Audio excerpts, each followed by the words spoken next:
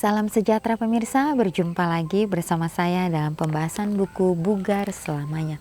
Buku ini menyuguhkan kepada kita bahwa perubahan pola hidup akan menambah umur dalam kehidupan kita dan menambah semangat di tahun-tahun kehidupan kita.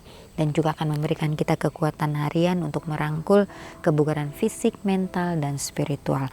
Dan juga akan memotivasi kita, menginspirasi kita, dan mendorong kita supaya hari demi hari kita boleh lebih berserah kepada Tuhan, membawa setiap beban kehidupan kita, masalah kita di bawah kaki salibnya, dan Dia akan meringankan segala langkah-langkah kehidupan kita. Dan juga pada saat ini kembali lagi saya mengundang akan seluruh anggota keluarga dan saudara-saudara semua. Kita dapat berkumpul bersama-sama. Kita akan mempelajari nasihat firman Tuhan pada saat ini, dan biarlah rencana-rencana indah Tuhan itu akan menjadi bagian masing-masing kita. Kita akan masuk ke dalam judulnya, Buang Jubah Anda. Ayatnya terdapat di dalam Markus 10 ayat 52. Lalu kata Yesus kepadanya, "Pergilah, imanmu telah menyelamatkan engkau." Pada saat itu juga melihatlah ia, lalu ia mengikuti Yesus dalam perjalanannya. Bart adalah buta dan telah menjadi pengemis profesional di gerbang kota Yeriko. Dia membuat lebih banyak keributan daripada belasan pengemis biasa. Dan banyak lagi yang berharap dia dikutuk dengan keheningan daripada kegelapan. Bart bertahan hidup melalui kemurahan hati para pedagang yang lewat. Mereka yang telah dirampok oleh para pemungut pajak. Jangan berikan semuanya kepada perampok dari Roma. Dia akan berteriak, berikan sebagian kepada yang benar-benar membutuhkannya. Bantulah Bart tua. Ayolah, setiap dinar bermanfaat untuk sesuap makan orang buta. Setiap hari sama saja, sampai Yesus datang ke kota itu. Banyak cerita-cerita yang mendahului kedatangan Yesus. Yesus, kata mereka, dapat memulihkan penglihatan orang buta.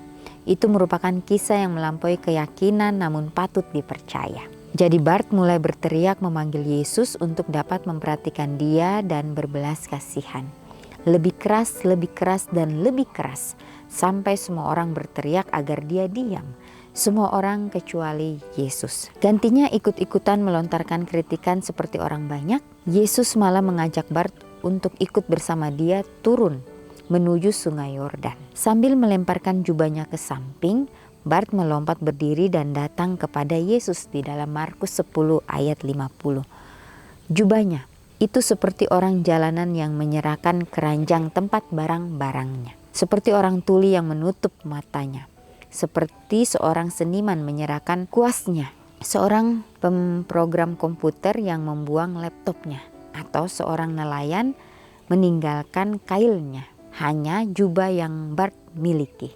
Itu adalah tempat dia menyimpan uangnya dan daging keringnya. Tanpa itu dia akan menjadi bangkrut dan kelaparan. Dan karena buta, jika dia menjatuhkannya, dia tidak akan pernah dapat menemukannya lagi. Sambil melemparkan jubahnya ke samping, dia mendatangi Yesus. Sang penyembuh telah memanggil. Suaranya menjanjikan kehidupan baru. Mata bagi Bart yang buta. Tidak ada yang bisa memperlambatnya, menahannya atau mengompromikan kecepatannya. Bahkan harta miliknya yang berharga pun tidak. Tidak ada apapun yang dapat menghalangi antara Bart dan juru selamatnya. Itulah persyaratan bagi kita semua. Harga sebenarnya dari menerima hadiah pemberian Tuhan, yaitu karunia kesembuhan total. Berlari cepat menuju janjinya akan kehidupan baru. Kita harus berpaling sepenuhnya kepada Juru Selamat dan mengizinkan Dia merestorisasi nilai-nilai kita. Dia berjanji akan menggantikan ketulian kita dengan pendengaran, kelemahan kita dengan energi, kemarahan kita dengan kasih, kebutaan kita dengan penglihatan. Dia sedang memanggil, buang jubahmu, berlarilah menuju suara harapan baru. Ya, jadi suatu cerita yang luar biasa pada saat ini. Buang jubah Anda. Di sini ada seorang yang bernama Bart. Dia ini buta dan telah menjadi pengemis profesional di gerbang kota Yeriko. Ya, jadi Bart ini membuat lebih banyak keributan ya daripada belasan pengemis biasanya. Ya, dan banyak lagi yang berharap dia dikutuk dengan keheningan daripada kegelapan. Ya, jadi Bart ini bertahan hidup melalui kemurahan hati para pedagang yang lewat. Jadi pedagang yang lewat ini dapat memberikan sedekah kepada Bart supaya Bart ini bisa makan. Kemudian setiap hari sama saja seperti itu sampai Yesus datang ke kota itu. Ya, jadi banyak cerita-cerita yang mendahului akan kedatangan Yesus. Dan Bart juga mendengar bagaimana Yesus ini dapat memulihkan ya penglihatan orang buta. Ya, jadi itu merupakan kisah yang melampaui keyakinan namun patut dipercaya. Ya, jadi Bart mulai berteriak memanggil Yesus untuk mendapat perhatian dia dan mendapatkan belas kasihan. Ya, Bart ini berteriak keras, lebih keras lagi. Dan pada saat itu sampai semua orang berteriak agar Bart ini diam. Dan akhirnya semua orang berteriak seperti itu, hanya Yesus saja yang tidak berteriak. Ya, gantinya ikut-ikutan melontarkan kritikan seperti orang banyak. Yesus malah mengajak Bart untuk ikut ya bersama dia turun menuju sungai ya sambil melemparkan jubahnya ke samping. Kemudian Bart ini melompat berdiri dan datang kepada Yesus. Ya, jubahnya ya dikatakan di sini bahwa seperti orang jalanan yang menyerahkan keranjang tempat barang-barangnya. Ya, juga seperti orang tuli menutup matanya, seperti orang seniman menyerahkan kuasnya, seorang pemrogram komputer yang membuang laptopnya, atau seorang nelayan meninggalkan kailnya. Ya, hanya jubah yang Bart miliki saat itu. Itu adalah tempat dia menyimpan uangnya ya dan daging keringnya. Jadi tanpa jubahnya ini, Bart ini akan menjadi bangkrut dan kelaparan. Dan karena buta, jika dia menjatuhkannya, dia tidak akan pernah dapat menemukannya lagi. Ya, jadi sambil melemparkan jubahnya ke samping, Bart ini mendatangi Yesus, sang penyembuh itu. Ya, telah memanggil Bart ini. Ya, suaranya ini menjanjikan kehidupan baru, mata bagi Bart yang buta. Ya, tidak ada yang bisa memperlambatnya atau menahannya atau mengompromikan kecepatannya. Ya, bahkan harta miliknya yang berharga pun tidak. Tidak ada apapun yang dapat menghalangi Bart untuk datang kepada Juru Selamat ini. Ya, jadi Bart mempunyai suatu kepercayaan yang penuh kepada Kristus. Ya, dia meninggalkan jubahnya. Ya, jubahnya ini tempat menyimpan uangnya dan juga daging keringnya. Ini adalah harta satu-satunya. Ya, tetapi dia tidak menghiraukan itu. Yang dia tahu, dia ingin datang kepada Yesus. Dia mendengar suara Yesus memanggilnya. Dan dia meninggalkan harta miliknya. Karena dia tahu ya bahwa Yesus akan memberikan dia suatu kehidupan yang baru. Di sini juga dikatakan, itulah persyaratan bagi kita semua. Harga sebenarnya dari menerima hadiah pemberian Tuhan yaitu karunia kesembuhan total. Ya, Bart ini berlari cepat menuju janjinya akan kehidupan baru. Ya, kita pun harus berpaling sepenuhnya kepada Juru Selamat dan mengizinkan dia supaya dapat masuk ke dalam kehidupan kita. Ya, karena Yesus berjanji akan menggantikan segala sesuatunya dengan suatu kedamaian. Di sini menggantikan ketulian kita dengan pendengaran, kelemahan kita dengan energi, kemarahan kita dengan kasih, kebutaan kita dengan penglihatan. Ya, dia sedang memanggil masing-masing kita untuk membuang akan jubah kita dan berlari menuju suara harapan baru. Jadi inilah yang Bart lakukan di dalam kehidupannya. Ya, walaupun di awal cerita itu ya Bart ini adalah orang yang suka ribut. Ya, dia tidak tenang di dalam kehidupannya. Dan orang-orang pada saat itu tidak senang terhadap Bart. Mereka menyuruh Bart untuk diam. Ya, tetapi Bart tidak bisa. Ya, segala sesuatu yang dia lakukan, orang-orang tidak menyukai dia. Ya, di sini dikatakan bahwa Bart mempunyai suatu pengharapan yang begitu besar.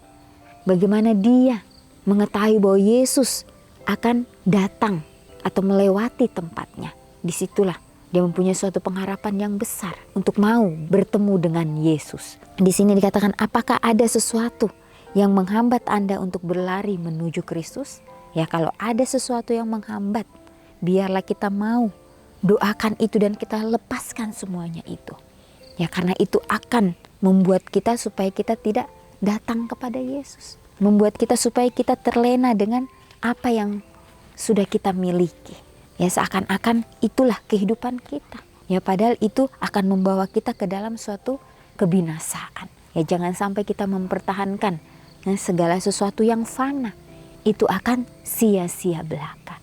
biarlah kita mau datang kepada Tuhan, menyerahkan kembali kehidupan kita sepenuhnya kepadanya, dan Dia akan menuntun langkah-langkah kehidupan kita masing-masing. Ya, biarlah cerita mengenai Bart yang buta ini dapat memberikan kita suatu pelajaran yang baru, ya, sehingga kehidupan kita hari demi hari boleh seturut dengan kehendak Tuhan saja.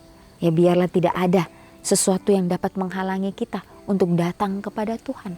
Kalaupun ada, kita berserah kepada Tuhan, sehingga kita pun dapat dimampukan, dapat disanggupkan untuk melepaskan segala sesuatunya, sehingga kita pun boleh datang kepada Tuhan, sehingga Tuhan akan mempercayakan kita suatu hal yang luar biasa dalam kehidupan kita untuk kita lakukan setiap harinya.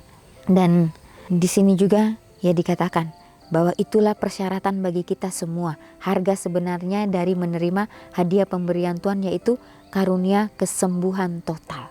Inilah harga yang sebenarnya. Bagaimana kita mau dilatih kehidupan kita hari demi hari untuk mau menjadi pekerja bersama-sama dengan Kristus. Ya, pada saat Yesus berada di dunia ini, ya, bagaimana Dia juga mempunyai kehidupan seperti kita.